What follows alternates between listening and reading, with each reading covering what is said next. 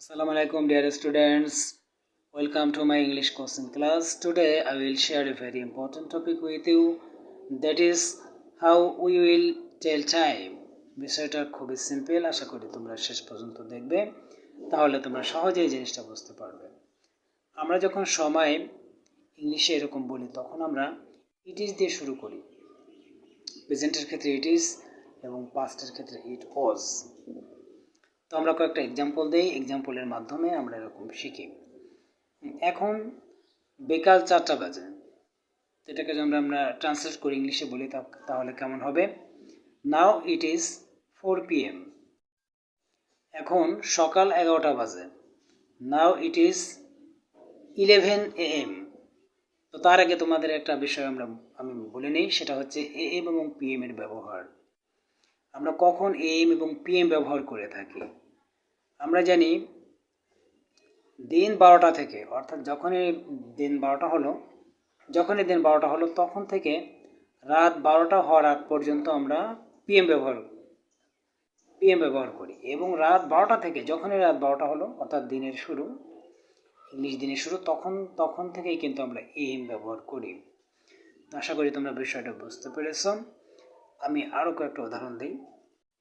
এখন বিকাল 4:05। এটা আমরা কিভাবে করব? প্রথমে মিনিটটা আমরা বলবো, নাও it is 5 minutes past 4 PM। এখন বিকাল 4টা বাজতে 5 মিনিট বাকি। তো বাকি থাকলে আমরা কি ব্যবহার করব দেখি। নাও it is 5 minutes to 4 PM। তো এইখানে আর একটা গুরুত্বপূর্ণ বিষয় আছে, সেটা হচ্ছে যে কখন আমরা পাস্ট এবং কখন আমরা টু ব্যবহার করব। যদি সময়টা অতিক্রম করে চলে যায় তাহলে আমরা পাস্ট ব্যবহার করব, আর যদি বাকি থাকে তাহলে আমরা টু ব্যবহার করব। যদি আমি বলি এখন 4:15 বাজে, তাহলে আমরা কোয়ার্টার ব্যবহার করব। নাও ইট ইজ 4:15 PM। আর যদি এরকম হয় যে এখন 3:45 বাজে, নাও ইট ইজ 4:45 PM। আশা করি তোমরা জিনিসটা এনজয় করতেছো, বুঝতেছো। এবং যদি অর্ধেক হয় কোনো সময়ের, যেমন 4:30, 5:30, সেক্ষেত্রে আমরা কিভাবে সময়কে আমরা বলবো, সেটা হলো যে আমি যদি বলি এখন বিকাল 4:30 বাজে, নাও ইট ইজ 4:30 PM।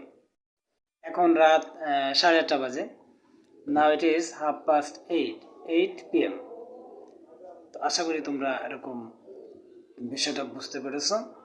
তোমরাও তোমাদের ডে টু ডে লাইফে এই সময়টা এইভাবে বলবে। ধন্যবাদ সবাইকে। আবারও কোনো ভিডিও নিয়ে তোমাদের সামনে হাজির হব। আল্লাহ হাফেজ। আসসালামু আলাইকুম।